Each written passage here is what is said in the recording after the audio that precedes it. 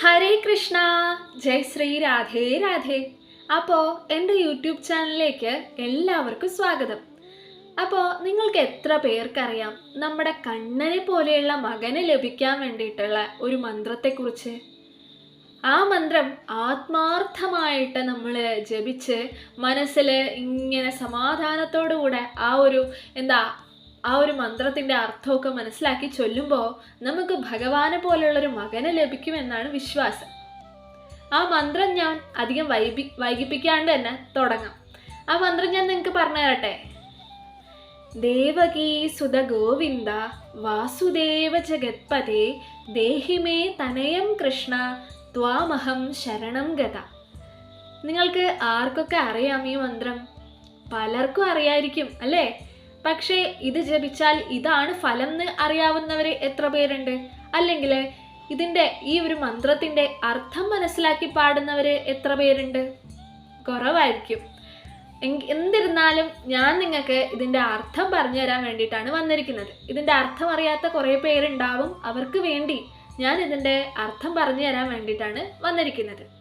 അപ്പോൾ നമുക്ക് പെട്ടെന്ന് തന്നെ ഈ ഒരു മന്ത്രത്തിൻ്റെ, ഭഗവാന്റെ ഈ പ്രധാനപ്പെട്ട ഈ ഒരു മന്ത്രത്തിൻ്റെ അർത്ഥത്തിലേക്ക് കടക്കാം. അപ്പോൾ ഒന്ന് കേട്ടു നോക്കൂ. നമുക്ക് തന്നെ പെട്ടെന്ന് ഇടയ്ക്ക് ക്യാച്ച് ചെയ്യാൻ കഴിഞ്ഞാലോ? നിങ്ങൾ തന്നെ ഒന്ന് മനസ്സിൽ വിചാരിച്ചു നോക്കൂ, ഈ മന്ത്രത്തിൻ്റെ അർത്ഥം എന്തായിരിക്കും എന്ന്. ദേവകീ സുത ഗോവിന്ദ എന്ന് പറഞ്ഞാൽ എന്താ? ദേവകിയുടെ സുതൻ എന്ന് പറഞ്ഞാൽ മകൻ, ദേവകിയുടെ പുത്രനായ ഗോവിന്ദൻ. ഗോവിന്ദന്റെ അർത്ഥം ഞാൻ പറഞ്ഞു തന്നിട്ടുണ്ട് ഒരുപാട് പ്രാവശ്യം അല്ലേ? ഗോവിന്ദന്റെ അർത്ഥം എന്താണ്? ഈ പശുക്കളെ സംരക്ഷിക്കുന്നവൻ, നമ്മുടെ ഇന്ദ്രിയങ്ങളെ സംരക്ഷിക്കുന്നവൻ, ഈ ഭൂമിയെ സംരക്ഷിക്കുന്നവൻ. എന്നിരുന്നാൽ അതിന് മുഴുവനായിട്ടുള്ള അർത്ഥം വരുന്നത് എന്താ? ഈ ജഗത്തിനെ മുഴുവൻ സംരക്ഷിക്കുന്നവൻ എന്നാൽ ഗോവിന്ദൻ. ഓക്കെ, ദേവകീ സുത ഗോവിന്ദ വാസുദേവ ജഗത്പതേ. വാസുദേവന്റെ പുത്രനുമാണല്ലേ കണ്ണൻ. വാസുദേവ ജഗത്പതേ. വാസുദേവന്റെ പുത്രനായതുകൊണ്ട് കണ്ണന് വാസുദേവൻ എന്ന് കൂടെ പേരുണ്ടല്ലേ.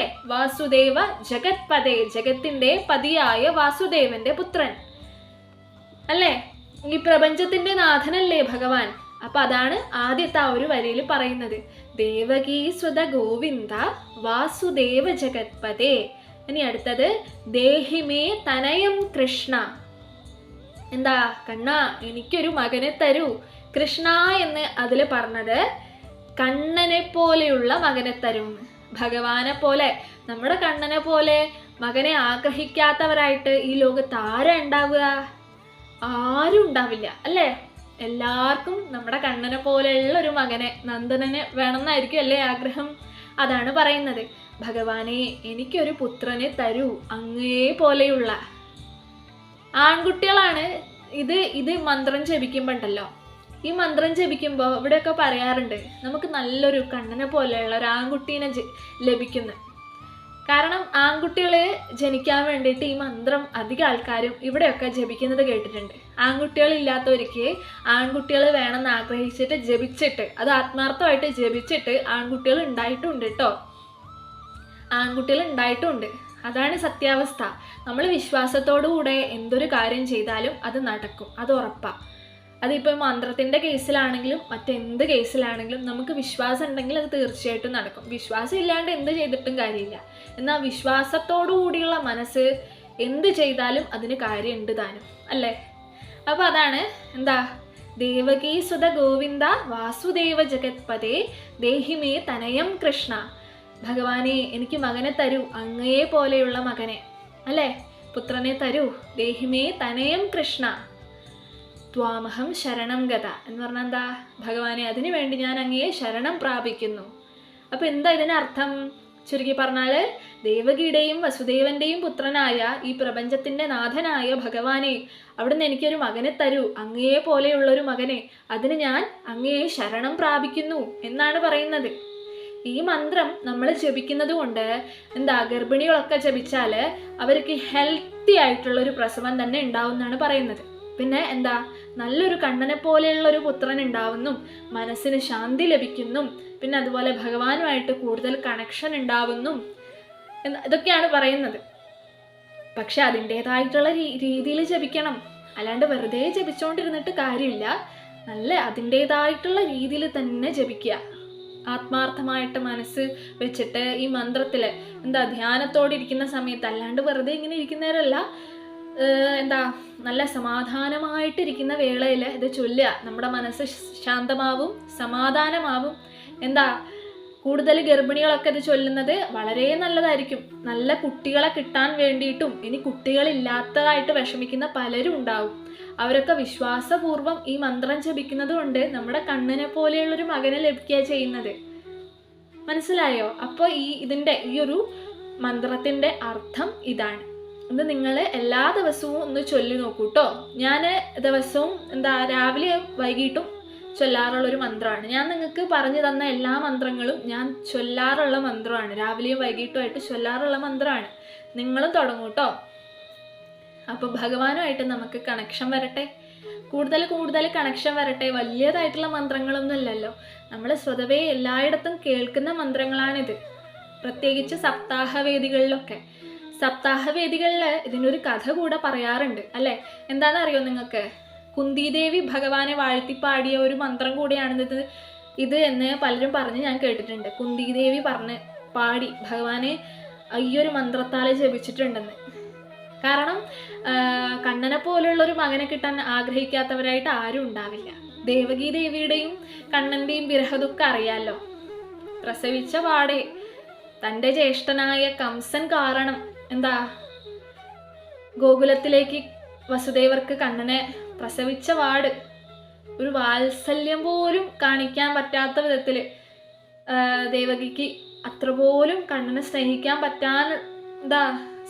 പറ്റിയിട്ടുണ്ടാവില്ല അല്ലേ? പറ്റിയിട്ടുണ്ടായിരുന്നില്ല. അപ്പോഴേക്കും വസുദേവര് ഗോകുലത്തിലേക്ക് കൊണ്ടുപോയി. പിന്നെ യശോദ നന്ദനായിട്ടും നന്ദഗോപരുടെ ഉണ്ണിയായിട്ടുമായിരുന്നു ഭഗവാൻ കുറേ വർഷങ്ങളോളം ഗോകുലത്തിൽ ജീവിച്ചതല്ലേ. 10 വയസ്സ് വരെ എന്നൊക്കെ ചിലർ പറയുന്നത് കേൾക്കാം. ചിലർ 14 വയസ്സ് വരെ ഭഗവാൻ യശോദ അമ്മയുടെ അടുത്തുണ്ടായിരുന്നു എന്നും പറയുന്നത് കേൾക്കാം. ഈ 14 വയസ്സിൻ്റെ കണക്ക് ഞാൻ കേട്ടത് എങ്ങനെയാണെന്ന് വെച്ചാൽ, ത്രേതായുഗത്തിൽ ഭഗവാൻ കൗസല്യാദേവിയായിട്ട് 14 വർഷം പിരിഞ്ഞിട്ടുണ്ടായിരുന്നില്ലേ? അപ്പോൾ ഭഗവാൻ ഒരു വരദാനം നൽകിയിട്ടുണ്ടായിരുന്നു പോലും. ഈ കൗസല്യാദേവി ആയിരുന്നല്ലോ പിന്നീട് യശോദാദേവിയായിട്ട് ദ്വാപരയുഗത്തിൽ ജനിച്ചത്. അപ്പം അങ്ങനെ ഒരു വരദാനം നൽകിയിട്ടുണ്ടായിരുന്നു എന്നാണ് കേട്ടത്. എന്താണെന്ന് വെച്ചാൽ, ഈ 14 വർഷം അമ്മയ്ക്ക് എന്നെ പിരിഞ്ഞിരിക്കേണ്ടി വന്നല്ലോ, ഇനിയുള്ള അടുത്തൊരു ജന്മത്തിൽ ഈ 14 വർഷവും ഞാൻ അമ്മയുടെ കൂടെ തന്നെ ഉണ്ടാവുന്ന ഉള്ള ആ ഒരു വരദാനം കൊടുത്തിട്ടുണ്ടെന്ന് കേട്ടിട്ടുണ്ട്. സത്യമായിട്ടുള്ള കാര്യമാണെന്നൊന്നും നമുക്കറിയില്ല. ശരിക്കും പറഞ്ഞാൽ ഒന്നും നമുക്കറിയില്ല അല്ലേ? എല്ലാം അറിയുന്നവൻ ഭഗവാനാണ്, നമുക്കൊന്നും അറിയില്ല. പിന്നെ അങ്ങനെ കേട്ടിട്ടുണ്ട് 14 വയസ്സിൻ്റെത്. പിന്നെ 10 വയസ്സിൻ്റെത് കേട്ടിട്ടുണ്ട്. 10 വർഷം വരെയാണ് കണ്ണൻ യശോദ നന്ദനായിട്ട് ആ ഒരു വൃന്ദാവനത്തിൽ ഗോകുലത്തിൽ ജീവിച്ചിരുന്നത്. അപ്പോൾ നമുക്ക് അങ്ങനെ ഒരു ഉണ്ണി ഉണ്ടാവണ്ടേ എല്ലാവർക്കും? കുട്ടികളില്ലാത്തവർക്കും ഇപ്പോൾ ചെറിയ കുട്ടികൾക്കാണെങ്കിലും കണ്ണൻ എന്ന് പറഞ്ഞാൽ അവരുടെ എല്ലാമാണ്. കണ്ണനെ അറിഞ്ഞവർക്കാണ്, അല്ലാത്തവർക്ക് കണ്ണനൊന്നുമല്ല. പക്ഷെ കണ്ണൻ എല്ലാവരും സ്വന്തമാണ്. അപ്പോൾ കണ്ണനെ ഉണ്ണിയായിട്ട് വേണമെന്ന് ആഗ്രഹിക്കുന്നവരും, നല്ലൊരു മകനെ ലഭിക്കാൻ ആഗ്രഹിക്കുന്നവരും, ആരോഗ്യ സൗഖ്യത്തോടുകൂടെയുള്ള ഒരു പ്രസവം ആവണം എന്ന് ആഗ്രഹിക്കുന്നവരും, സന്തോഷവും സമാധാനവും കിട്ടണമെന്ന് ആഗ്രഹിക്കുന്നവരും, കുട്ടികളില്ലാത്തവരും ഒക്കെ ഇത് ജപിക്കുക. പ്രധാനമായിട്ടുള്ള പോയിന്റ്, വിശ്വാസത്തോടു കൂടെ തന്നെ ആയിരിക്കണം നിങ്ങളുടെ ഈ ജപം, ഈ ഒരു മന്ത്രം ജപിക്കേണ്ടത്. അപ്പോൾ ഇപ്പം ഇത്രയാണ് എനിക്ക് ഈ ഒരു മന്ത്രത്തെക്കുറിച്ച് നിങ്ങൾക്ക് പറഞ്ഞു തരാനുള്ളത്. പിന്നെ അങ്ങനെ ദേവകി ദേവിയുടെ ഒക്കെ കഥ നമ്മൾ വളരെ വിഷമമായിട്ടുള്ള കഥയാണല്ലേ. ദ്വാപരയുഗത്തിലെ കണ്ണൻ്റെ കാര്യങ്ങളൊക്കെ വളരെ വിഷമമായിട്ടുള്ള കാര്യങ്ങളാണ് അല്ലേ. അപ്പോൾ ദേവകി ദേവിയുടെയും വസുദേവരുടെ ആണെങ്കിലും യശോദാമ്മയുടെയും നന്ദഗോപനച്ഛൻ്റെ ആണെങ്കിലും ഒക്കെ എല്ലാവരുടെയും ഒരു കണ്ണൻ എന്ന് പറയുന്നത് എല്ലാവർക്കും കണ്ണനില്ലെങ്കിൽ തൻ്റെ ശരീരം വെറും ജീവനില്ലാത്ത ശരീരമാണെന്ന് കരുതുന്നവരായിരുന്നു വൃന്ദാവനത്തിലും. ഗോപിഗോപന്മാരുടെ മനസ്സിലൊക്കെ അതായിരുന്നു. അങ്ങനെ കണ്ണൻ അവിടെ വിട്ട് പിന്നെ ദേവകി ദേവിയുടെ പിന്നെ സ്വന്തം അമ്മയ്ക്ക് എന്താ കൊടുത്ത വാക്കായിരുന്നു. നമ്മൾ ഒരു കഥയിൽ കേട്ടിട്ടുണ്ട്, നാരായണൻ ഒരു ജന്മത്തില് ദേവകി ദേവിയും വസുദേവരും കശ്യപനും അതിഥിയായിരുന്നു എന്നല്ലേ പറയുന്നത്. അതുപോലെ യശോദ അമ്മ ധരയും പിന്നെ നന്ദനച്ഛൻ ദ്രോണരും ആയിരുന്നു എന്നാണ് പറയുന്നത് മുൻജന്മത്തില്. അപ്പൊ രണ്ടുപേർക്കുള്ള വരദാനമായിരുന്നു. ആ വരദാനം യശോദമ്മയുടെ കാര്യത്തിൽ 10 വർഷം വരെ അവിടെ വൃന്ദാവനത്തിൽ യശോദമ്മയോടൊപ്പം ജീവിച്ചത് ആ ഒരു വരദാനം പൂർത്തീകരിച്ചു. പിന്നീടുള്ള കാലം എന്ന് പറയുന്നത് ദേവകി ദേവിയോടൊപ്പം ഉള്ള ജീവിതമായിരുന്നു. അതും ഭഗവാന് പൂർത്തീകരിച്ചേ പറ്റുള്ളൂ അല്ലേ. അങ്ങനെ പിന്നെ ദേവകി ദേവിയായിട്ടും വസുദേവൻ അച്ഛനുമായിട്ടും പിന്നെ ഭഗവാന്റെ ജീവിതം അങ്ങോട്ടുള്ള കാലം അങ്ങനെയായിരുന്നു. ബാക്കിയൊക്കെ നിങ്ങൾക്ക് അറിയാമല്ലോ. പിന്നെ വൃന്ദാവനത്തിലുള്ള കണ്ണനെയല്ലേ പിന്നെ കാണാൻ കഴിഞ്ഞത്. കണ്ണൻ പാടെ മാറി.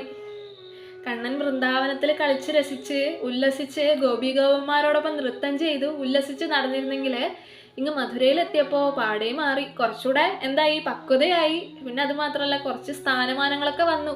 അവിടെ ഒരു പശുപാലകനായിരുന്നു കണ്ണൻ അല്ലേ. എന്നാൽ ഇവിടെ ഇപ്പം എന്താ, കുമാരനാണ്. ആ ഒരു രാജ്യത്തിൻ്റെ രാജാവിൻ്റെ പുത്രനാണല്ലേ. അപ്പം അതിൻ്റേതായിട്ടുള്ള എല്ലാ പദവിയും അലങ്കരിച്ച് കഴിഞ്ഞാൽ കുറച്ച് പക്വതൊക്കെ വേണമല്ലോ അല്ലേ. പിന്നെ അങ്ങനെ രുക്മിണീദേവി വിവാഹം കഴിച്ചു. അതൊക്കെ നിങ്ങൾക്ക് അറിയാമല്ലോ. അങ്ങനെ ദ്വാരകയുടെ രാജാവായി. പിന്നെ ഒരു ഇമോഷണൽ സീൻ എന്ന് പറയുന്നത് എന്താണെന്ന് വെച്ചാൽ, ദ്വാരകയിൽ ഭഗവാനെ കാണാൻ വേണ്ടിയിട്ട് യശോദാമ്മയും നന്ദനച്ഛനും കുറേ കാലങ്ങൾക്ക് ശേഷം വരുന്ന ഒരു വരവുണ്ട്. അത് സപ്താഹവേദികളിലൊക്കെ വായിക്കും. അതിൻ്റെ കഥ പറയുമ്പോൾ നമുക്ക് എന്താണെന്നറിയാത്ത വിഷമം ഉണ്ടാവും ആ കഥ ഉൾക്കൊണ്ട് കേൾക്കുന്നവർക്ക്. ഗോപികോപന്മാരും യശോദാമ്മയും നന്ദനച്ഛനൊക്കെ കണ്ണനെ കാണാൻ വരുമ്പോൾ പണ്ടുള്ള നമ്മുടെ കണ്ണനേ അല്ലല്ലോ ഇതെന്ന് പറയുന്നുണ്ട്.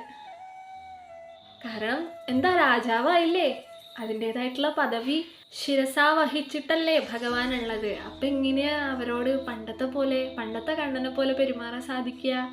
പക്ഷേ എന്നിരുന്നാലും കണ്ണനും ഗോപികോപന്മാർക്കും യശോദ അമ്മയ്ക്കൊക്കെ വളരെ വിഷമായിരുന്നു അത്. പിന്നീട് എത്രയോ ദിവസം, 1.5 മാസം അങ്ങനെ ആയിരുന്നു തോന്നുന്നു എൻ്റെ ഓർമ്മയിൽ, അവർ ദ്വാരകയിൽ താമസിച്ചിട്ടുണ്ടായിരുന്നത്. ഭഗവാൻ എന്തെന്നില്ലാത്ത സന്തോഷമായിരുന്നു അവർ വന്നപ്പോൾ.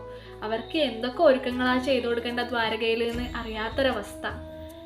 എല്ലാ ഒരുക്കങ്ങളും ചെയ്തു കൊടുത്തു, ഭഗവാനെ കൊണ്ട് കഴിയുന്ന എല്ലാ ഒരുക്കങ്ങളും. പിന്നെ 1.5 മാസം കഴിഞ്ഞ് അവർക്കും പോകണം. ഭഗവാനാണെങ്കിൽ അവരെ വിട്ടുപിരിയാനുള്ള വിഷമം, അവർക്കാണെങ്കിൽ ഭഗവാനെ വിട്ടുപിരിയാനുള്ള വിഷമം. അങ്ങനെ അവർക്ക് അവിടുന്ന് പോകേണ്ടി വന്നു അവരുടെ വൃന്ദാവനത്തിലേക്ക്. ഞാൻ പറയാണ്ട് തന്നെ നിങ്ങൾക്ക് ഇതറിയായിരിക്കും, ഈ കഥകളൊക്കെ അറിയാത്തവരൊന്നും ആയിരിക്കില്ല നിങ്ങളെന്ന് എനിക്കറിയാം. ആ ഒരു വിരഹം, ആ ഒരു വിഷമം, അത് നമുക്ക് വാക്കുകൾ കൊണ്ട് പറഞ്ഞ് വർണ്ണിക്കാനൊന്നും ഒരിക്കലും പറ്റാത്തൊരു കാര്യമാണ്. ആ ഗോപികോപന്മാരുടെയും യശോദ അമ്മയുടെയൊക്കെ വിഷമം ഇപ്പം ഒന്നും അറിയാണ്ട് തന്നെ നമ്മൾ പറയുമ്പം നമുക്ക് നമ്മുടെ ചെറിയ ചെറിയ അറിവുകൾ കൊണ്ട് പറയുമ്പോൾ തന്നെ നമുക്ക് വളരെ വിഷമം തോന്നുന്നുണ്ട് മനസ്സിൻ്റെ ഉള്ളിൽ. അപ്പോൾ ആ ശരിക്കുള്ള സന്ദർഭത്തിലുള്ള വിഷമം എന്തായിരിക്കും അവരുടെ എന്നുള്ളത് നമുക്ക് ഊഹിക്കാൻ പോലും പറ്റില്ല. കണ്ണന് വേണ്ടി ജീവിച്ച ഗോപികോപന്മാരും വൃന്ദാവനവാസികളും ഒന്നുമില്ല. അപ്പോൾ എന്താ പറയാ, കണ്ണൻ തിരികെ വരുമെന്ന് വിചാരിച്ച് വൃന്ദാവനത്തിൽ കാത്തിരുന്ന ഗോപികോപന്മാരൊക്കെ ഓർമ്മ വരികയായി എനിക്ക് ഈ സന്ദർഭത്തിൽ. ഭഗവാൻ എപ്പോൾ വരുമെന്ന്. കാരണം കണ്ണൻ ഒരു വാക്ക് പറഞ്ഞിട്ടുണ്ടായിരുന്നു അവരോട്, ഞാൻ തിരികെ വരുമെന്ന്. അതും കാത്തിരുന്ന ഗോപികോപന്മാരുടെ കാര്യമൊക്കെ ഓർമ്മ വരിക ഈ സന്ദർഭത്തിൽ. എന്നിരുന്നാലും ഭഗവാന്റെ കർത്തവ്യങ്ങളെല്ലാം ഭഗവാൻ ശിരസാവഹിച്ച് ചെയ്തു.